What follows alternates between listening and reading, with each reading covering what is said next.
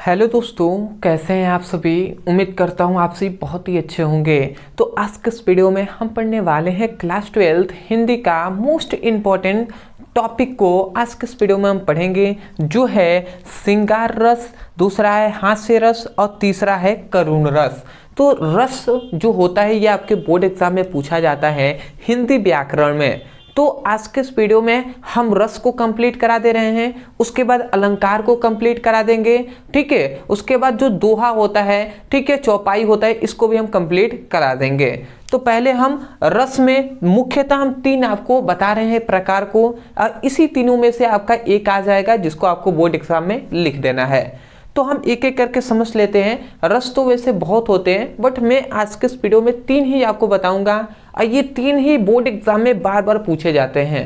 तो चलिए हम एक एक करके समझ लेते हैं। पहले हम समझते हैं श्रृंगार रस को। देखिए, अभी भी बहुत से ऐसे स्टूडेंट होंगे जो हिंदी देखते हैं, तो हिंदी देखेंगे कि हिंदी आज पढ़ाया जा रहा है तो वो चले जाएंगे, ठीक है। अभी वो हिंदी को हल्के में ले रहे हैं। देखिए, हिंदी ही आपका नंबर ज़्यादा लाएगा, ठीक है ना। ये आप विश्वास नहीं कर रहे हैं तो हिंदी में यदि आप उतना जितना ध्यान देते हैं फिजिक्स में, केमिस्ट्री में या अदर सब्जेक्टों में, उतना यदि आप हिंदी में ध्यान दे दें तो आपका 100 में से 95%, 90 से 95% आपका आ जाएगा, ठीक है। तो ये आपका स्कोरिंग सब्जेक्ट है, तो इसको आपको हल्के में नहीं लेना है। तो एक एक करके समझते हैं। सबसे पहला आता है श्रृंगार रस। तो श्रृंगार रस क्या है, इसको हम समझते हैं। तो यहाँ पे हमने लिखा है कि इसका अस्थाई भाव रति होता है। मतलब श्रृंगार रस का अस्थाई भाव क्या होता है, रति होता है। रति नामक अस्थाई भाव, रति नामक अस्थाई भाव विभाव, अनुभाव तथा सहचारी भाव के संयोग से, संयोग मतलब मिलने से श्रृंगार रस की क्या होती है, उत्पत्ति होती है। मतलब हमने क्या बताया कि जो श्रृंगार रस है इसका अस्थाई भाव रति होता है, और रति नामक अस्थाई भाव विभाव, अनुभाव तथा सहचारी भाव के संयोग से, इन सभी के मिलने से श्रृंगार रस की उत्पत्ति होती है। तो ये हुआ श्रृंगार रस का परिभाषा, जो कि यदि आपके बोर्ड एग्जाम में आता है तो लिख देना है। परंतु एक और बात याद रखेंगे कि परिभाषा लिखेंगे तो आपको फुल नंबर नहीं मिलेगा। मैं कंफर्म कह सकता हूं कि फुल नंबर आपको तभी मिलेगा जब आप इसके बाद उदाहरण लिखेंगे तब। उदाहरण बहुत ही कठिन होता है, ठीक है। बहुत से ऐसे स्टूडेंट हैं जो उदाहरण से ही बहुत क्या होते हैं, घबराते हैं। तो ऐसा नहीं है, जो इजी है जो एग्जाम्पल वही मैं आज के इस वीडियो में लाया हूं, जिसको आप याद कर सकते हैं। देखिए, हमने लिखा है बतरस लालच लाल की मुरली धरी लुकाए, साह कहे भौनों को हंस देन कहाँ नती जाए। तो ये एक हमने उदाहरण लिया है, मुझे लगता है बहुत ही इजी है, ठीक है। और सबसे इजी यही था तो मैंने ये ले लिया, ठीक है। तो एक बार और सुन लीजिए। कहा जा रहा है बतरस लालच लाल की मुरली धरी लुकाए, बतरस लालच लाल की मुरली धरी लुकाए, साह करे भौनु हंस देन कहाँ नती जाए। तो ये आपका एग्जाम्पल है, ठीक है।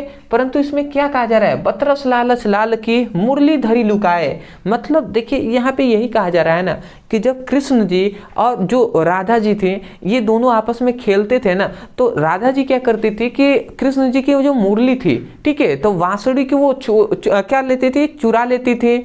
और जब चुराती थी तो उनको पता था कि जो क्या है, कृष्ण जी हैं, वो क्या करेंगे, उनकी जो मुरली है, ठीक है, तो अपने मुरली से बहुत ही प्रेम करते हैं, और उस मुरली के लालच प्रेम के कारण वो क्या करेंगे, उसको ढूंढेंगे, और ढूंढने के कारण उनको पता चलेगा कि मैंने लिया है तो मुझसे बात भी करेंगे। तो इसीलिए वो वही बात कहा जा रहा है कि बतरस लालच लाल की, मतलब कृष्ण जी की लालच के कारण मुरली धरी लुकाए। जो राधा जी है वो मुरली को क्या कर दी थी, लुका देती थी, मतलब छुपा लेती थी। तो वही बात यहाँ पे कहा जा रहा है। क्यों? क्योंकि वो चाहती थी राधा जी कि आप मतलब कृष्ण जी उनसे बात करें, इसलिए ऐसा करती थी, और ऐसा वो बार बार करती थी। तो वही बात कहा जा रहा है, बतरस लालच लाल की मुरली धरी लुकाए, साह करे भौनु को हंस देन कहाँ नती जाए। और जब क्या करती थी, जब कृष्ण जी मुरली को मांगते थे तो राधा जी क्या करती थी, मुरली को ऐसे देती थी, और जब कृष्ण जी पकड़ने वाले होते थे तो फिर से हटा लेती थी। तो ऐसे वो बार बार करती थी और मुस्कुराती भी थी, हंसती भी थी। तो वही बात कहा जा रहा है, हंस देन कहाँ नती जाए, ठीक है। तो वही हंसती थी बार बार। तो ये हुए एग्जाम्पल। मैं आशा करता हूँ कि श्रृंगार रस का बहुत ही इजी एग्जाम्पल है जो आपको समझ में आ गया होगा। आते हैं दूसरे पर। दूसरा है हास्य रस। हास्य रस भी बहुत इंपॉर्टेंट है। अब देखिए हास्य रस किसे कहते हैं, तो यहाँ पे हमने लिख दिया है कि हास्य रस का अस्थाई भाव हास होता है। क्या होता है? हास्य रस का जो अस्थाई भाव होता है वो हास होता है। किसी व्यक्ति की विकृति मतलब उसका वेशभूषा, ठीक है, तो वही बात कहा जा रहा है, किसी व्यक्ति के विकृत रूप मतलब एक विशाल रूप, विकृत रूप, आकार और वेशभूषा आदि को देखकर हृदय में जो विनोद का भाव उत्पन्न होता है, जो डर का भाव उत्पन्न होता है, उसे ही हम क्या कहते हैं? हास्य रस कहते हैं। मतलब कोई विशाल कोई व्यक्ति है, आप देख लेंगे बहुत बड़ा व्यक्ति या बहुत बड़ा कोई भी चीज़ आप देखेंगे तो आपके अंदर थोड़ा सा डर आएगा, ठीक है। तो जब डर आएगा तो वही भाव को क्या कहते हैं? जो भाव आपके हृदय में उत्पन्न होगा उस भाव को ही हास्य रस कहते हैं। एक बार और आप समझ लीजिए, हमने लिखा है कि हास्य रस का स्थायी भाव हास होता है। किसी व्यक्ति की विकृत रूप, आकार, वेशभूषा आदि को देखकर हृदय में जो विनोद का भाव उत्पन्न होता है हास्य रस कहते हैं। उदाहरण पे यदि हम बात करें तो यहाँ पे लिखा गया मैं महावीर हूँ, पापड़ को तोड़ सकता हूँ, गुस्सा आए तो कागज को मोड़ सकता हूँ। देख रहे हैं कितना इजी हमने एग्जाम्पल लिया हुआ है।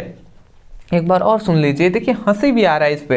कहा जा रहा है मैं महावीर हूँ, वो कह रहा है, जो व्यक्ति है वो कह रहा है कि मैं महावीर हूँ मतलब वैशाली हूँ। अब तोड़ किसको रहा है? कह रहा है पापड़ को तोड़ देता हूँ। अब पापड़ है उसको तोड़ रहा है, महावीर भी अपने आप को समझ रहा है, पापड़ को ही तोड़ रहा है। और उसी से कह रहा है कि गुस्सा आ जाए, यदि हमें गुस्सा आ जाए तो कागज को मोड़ देता हूँ। बताइए, कागज को मोड़ देता हूँ, ठीक है। तो ये एक थोड़ा सा मुझे बहुत ही इजी लगा, अच्छा लगा, तो मैंने आपको एग्जांपल दे दिया जो है हास्य रस का, कि मैं महावीर हूँ, पापड़ को तोड़ देता हूँ, गुस्सा आए तो क्या करता हूँ? कागज को मोड़ देता हूँ। तो ये हुआ हास्य रस का एग्जाम्पल। अगला आता है करुण रस, जो कि वेरी इंपॉर्टेंट है। अब देखिए यहाँ पर भी हमने इजी वे में परिभाषा लिख दिया है। हमने लिखा है कि करुण रस का स्थायी भाव क्या होता है? शोक होता है, ठीक है। शोक मतलब समझ रहे हैं? दुख होता है, ठीक है। शोक नामक अस्थाई भाव, विभाव, अनुभाव और सहचारी भाव के संयोग से करुण रस की उत्पत्ति होती है। मतलब जो शोक भाव है तो शोक भाव के विभाव, अनुभाव और सहचारी भावों के संयोग मतलब इन सभी के मिलने से क्या होता है? करुण रस की उत्पत्ति होती है, ठीक है। तो ये परिभाषा हो जाएगा, ऐसे आप लिख लीजिएगा। उदाहरण पे यदि बात करें तो ये हमें उदाहरण बहुत ही छोटा लगा, इजी लगा, तो यही मैं आपको बता रहा हूँ। हे खग्र मिग्र है मधुकर सैनी, तुम देखी सीता मिग्र नैनी। तो ये एक एग्जाम्पल मुझे अच्छा लगा। हे खग्र मिग्र है मधुकर सैनी, तुम देखी सीता मृग नैनी। तो ये हुआ आपका एग्जाम्पल, ठीक है। 2-3 बार आप पढ़ेंगे ना तो आपको कोई भी एग्जाम्पल ये सभी याद हो जाएंगे। अब मैं कहूँगा कि आप निश्चिंत रहिए, यही एग्जाम्पल इजी था तो आप यही याद कर लीजिए, ठीक है।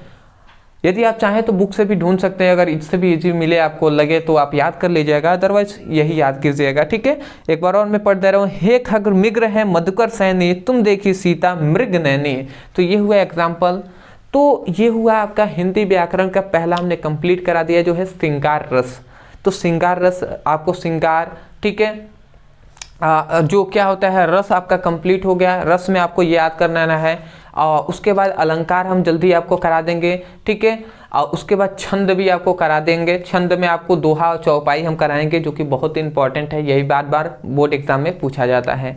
तो आप निश्चिंत रहिएगा कि हिंदी की भी तैयारी बहुत ही बेहतरीन तरीके से की जाएगी, ठीक है। फिजिक्स और केमिस्ट्री तो आपका कंप्लीट हो ही गया है, लगभग 85% आपका कंप्लीट हो गया है, 85% और भी जो है वो हम करा भी रहे हैं, ठीक है। जहाँ तक हिंदी इंग्लिश की बात है तो इंग्लिश का भी आपको वीडियो मिलेगा। तो मैं यही कहूँगा कि सीरियस होकर जब वीडियो मिले ना तो आप सीरियस होकर पढ़ाई कीजिए, खासकर हिंदी और इंग्लिश पर भी और ज़्यादा आप सीरियस हो जाइए, ठीक है। क्योंकि समय के साथ जब सभी को लेकर चलेंगे तो वही बेटर भी रहता है। तो मैं यही कहूँगा, समझ में आया है तो वीडियो को लाइक कीजिएगा, चैनल पर नए होंगे तो चैनल को ज़रूर सब्सक्राइब कीजिएगा, क्योंकि अगर आप सपोर्ट नहीं करेंगे तो कौन करेगा, ठीक है ना। तो आप समझ सकते हैं, डिस्क्रिप्शन बॉक्स में हिंदी का भी लिंक है, सभी का लिंक है, तो वहाँ से जाकर आप क्लिक करके अपनी पढ़ाई कर सकते हैं। और व्हाट्सएप का जो ग्रुप है जो क्लास 12 स्टूडेंटों के लिए, उसका भी लिंक आपको मिल जाएगा, तो उस ग्रुप में आप ज्वाइन हो जाइएगा। तो मिलते हैं एक नए टॉपिक के साथ, तब तक के लिए धन्यवाद।